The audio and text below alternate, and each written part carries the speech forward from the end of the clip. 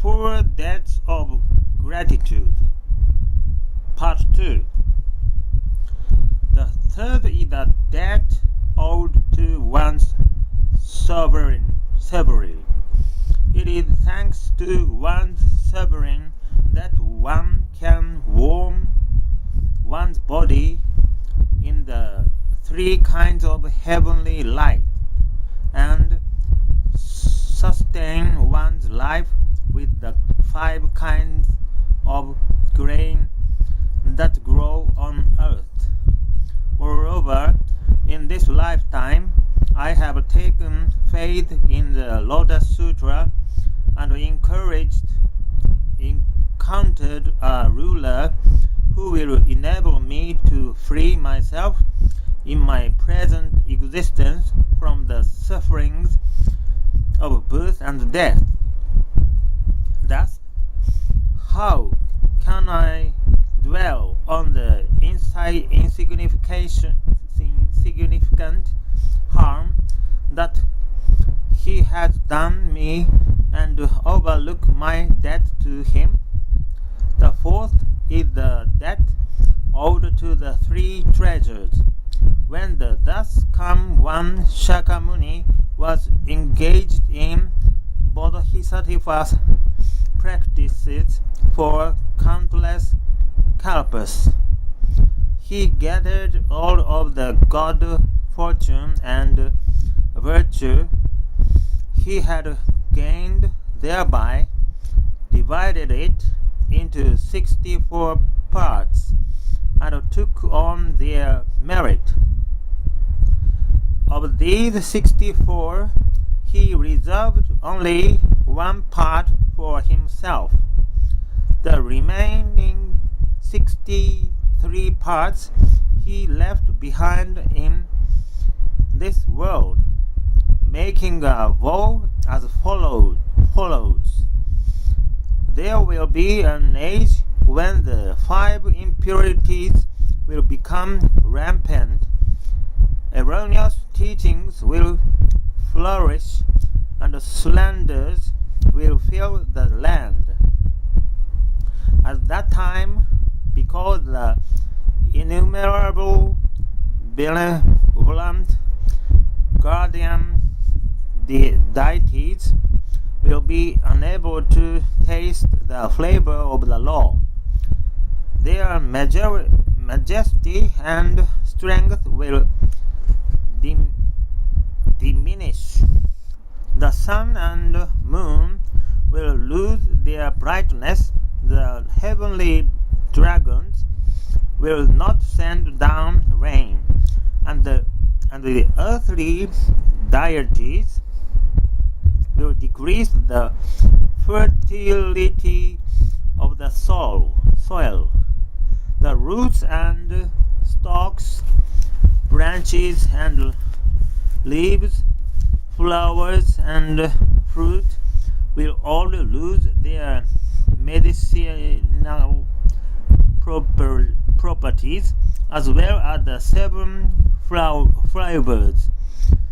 Even those who became kings because they had observed the 10 good precepts in previous lifetimes will grow in greed, anger, and foolishness. The people will cease to be doubtful to their parents, and the six kinds of relatives will fall into disaccord. At such a time, my disciples will consist of unlearned people without precepts.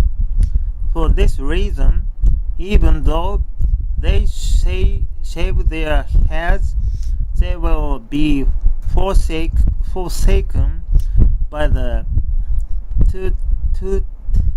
tutelary deities and left without any means of subsistence It is in order to sustain these monks and nuns that I now leave these 63 parts behind. Moreover, as for the benefits that the Buddha had attained as a result of his practices, he divided them into 3 parts, of which he himself made use of only 2. For this reason, although he was to have lived in this world until the age of 112, he passed away after 80 years, bequeathing the remaining 40 years of his lifespan to us. Even if we should gather all the water of the 4 great oceans to wet inkstones, burn all the trees and plants to make ink sticks, collect the hairs of all beasts for writing brushes, employ all the surfaces of the worlds in the 10 directions for paper, and with these set down expressions of gratitude. How could we possibly repay all our debt to the Buddha? Concerning the debt owed to the law is the teacher of all Buddhas. It is because of the law that the Buddhas are worthy of respect. Therefore, those who wish to repay their debt to the Buddha must first repay the debt they owe to the law. As for the debt owed to the Buddhist order, both the treasure of the Buddha and the treasure of the law are invariably perpetuated by the old order. To illustrate, without firewood there can be no fire, and if there is no earth, trees and plants cannot grow. Likewise, even though Buddhism existed without the members of the order who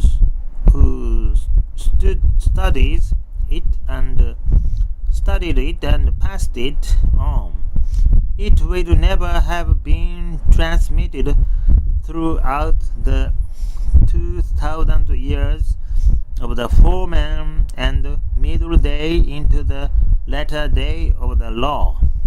Accordingly, the Great Collection Sutra states, suppose that in the last of the 500-year periods, there should be someone who harasses unlearned monks without precepts by accusing them of some offense. You should know that this person is extinguishing the great torch of Buddhism. Therefore, the debt we owe to the order is difficult to recompense. Thus, it is imperative that one repay one's debt of gratitude to the 3 treasures. In ancient times, there were sages such as the boy snow mountains, Bodhisattva, ever wailing Bodhisattva medicine king, and King universal brightness, all of whom offered their lives in order to make such repayment.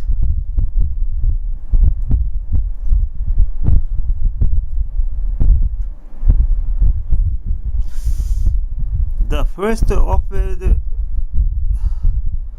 his body as food to a demon, the second sold his own blood and marrow, the third burned his arms, and the fourth was ready to part with his head.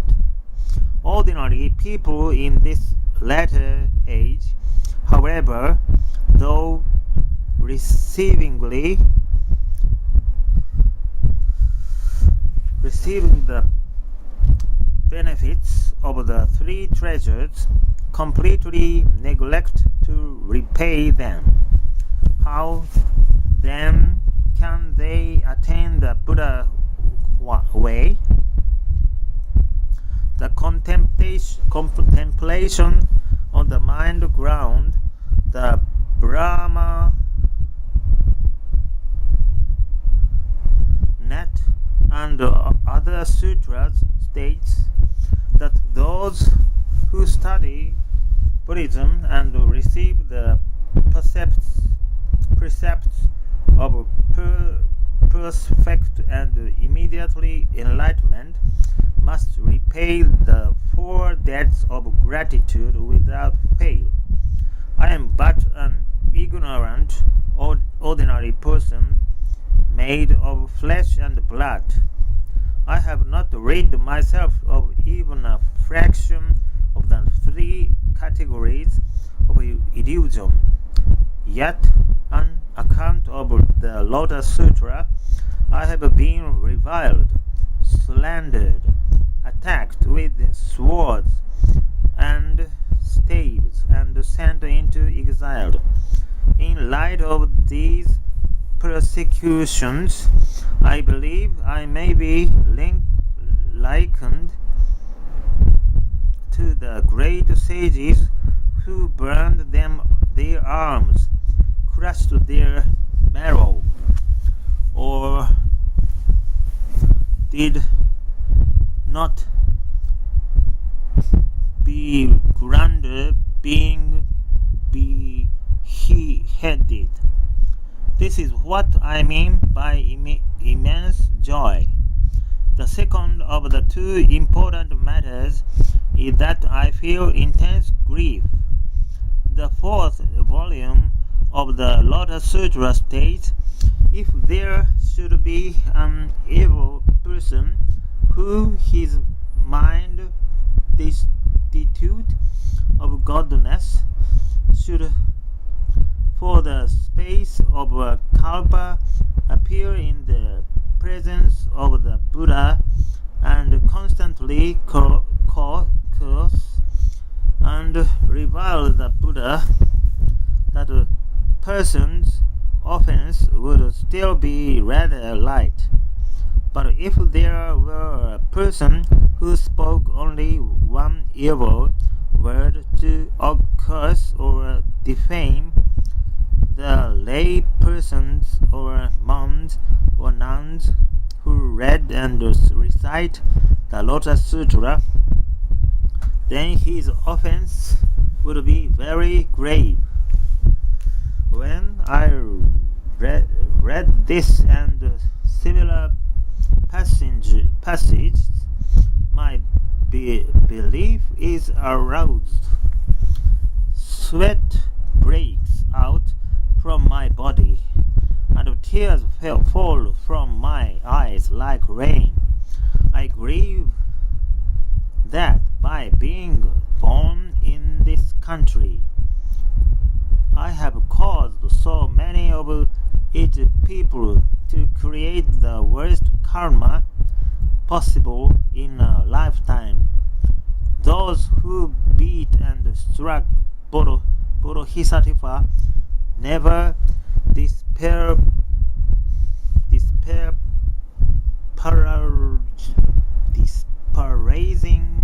came to repent of it while they were alive yet.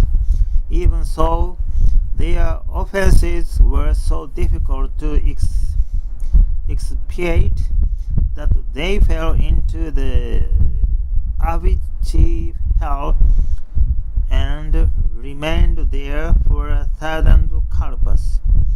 But those who have done me harm have not yet repented of it even in the slightest. Describing the karmic retribution that such people must receive, the Great Collection Sutra states, the Buddha asked if there should be a person who draws blood from the bodies of 1,000, 10,000, or 1,000,000 Buddhas. In your thinking, how is it? Will he have committed a grave offense or not? The great king Brahma replied, if a person causes the body of even a single Buddha to bleed, he will have committed an offense so serious that he will fall into the hell of increasing suffering. His offense will be unfathomably grave, and he will have to remain in the great Avicii hell for so many kalpas that their number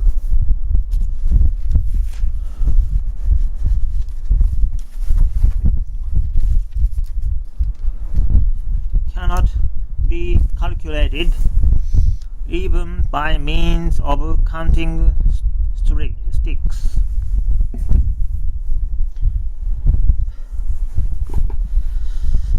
Graver still is the offense a person would commit by causing the bodies of the 1,000 or 1,000,000 Buddhas to bleed. No one could possibly explain in full either that person's offense or its karmic retribution. No one, that is, except the thus come one himself. The Buddha said, Great King Brahma, suppose there should be a person who, for my sake, takes the treasure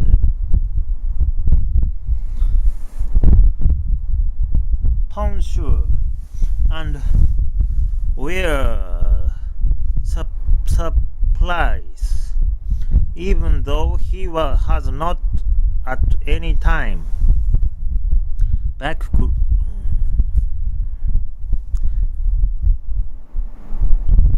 received the precepts and therefore observes none.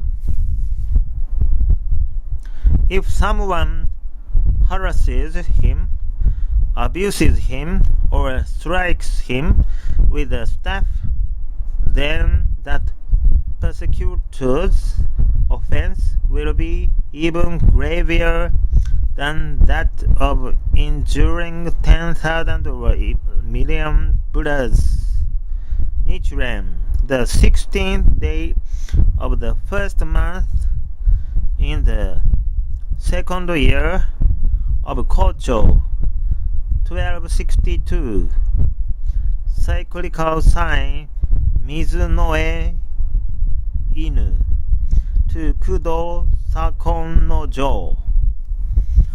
Background: Nichiren Daishonin wrote the letter while he was in exile in Ito on the Izu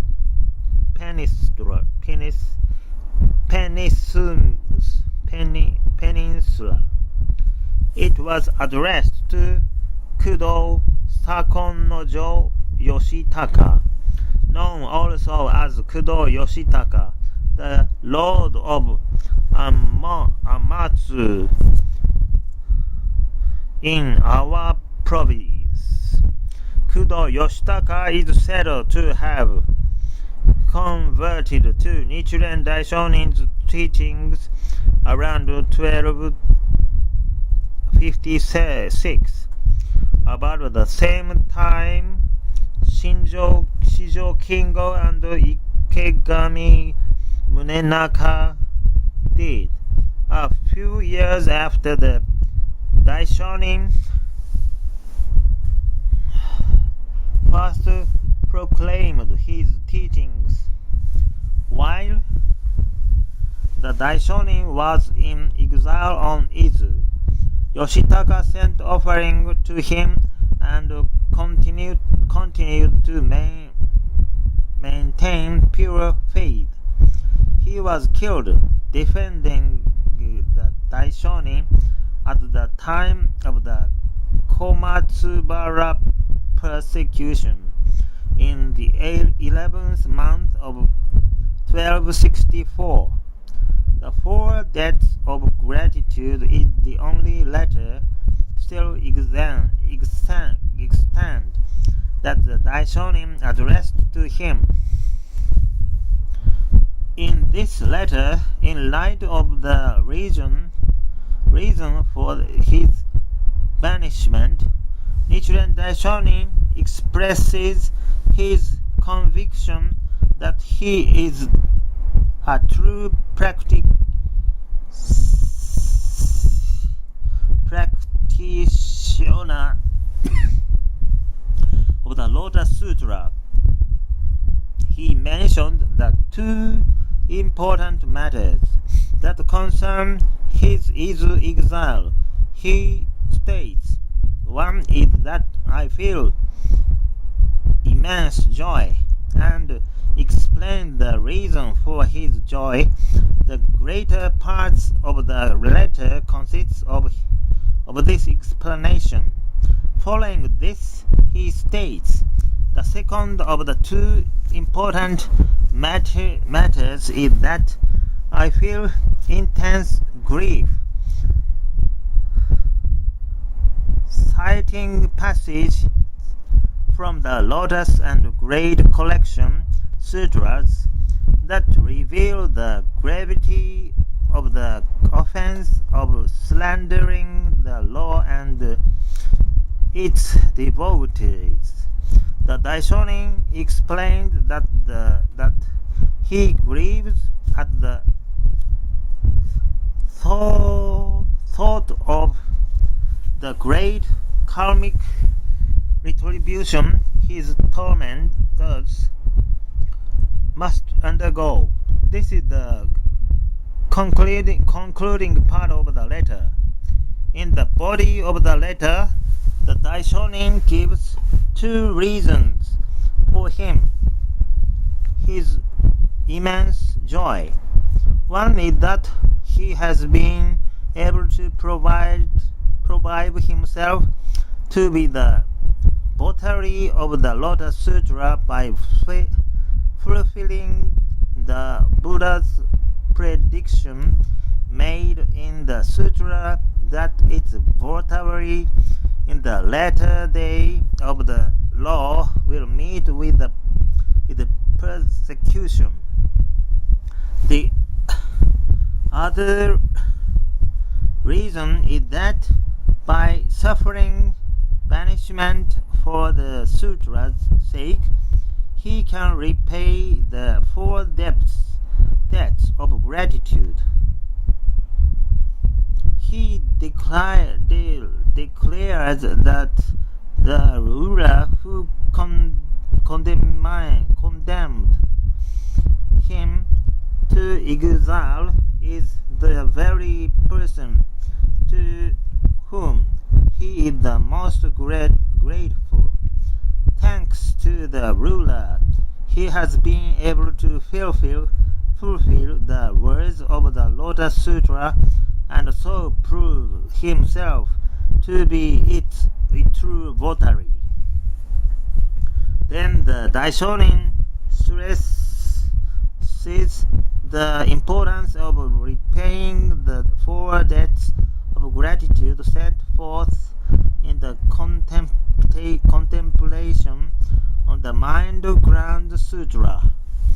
The 4 debts of gratitude are the debts owed to all living beings, to one's father and mother, to one's sovereign, and to the 3 treasures, the Buddha, the law, and the Buddhist order. Among these 4 debts of gratitude, the Daishonin places special emphasis on the debt owed to the 3 treasures, without which one could not attain Buddhahood. Notes.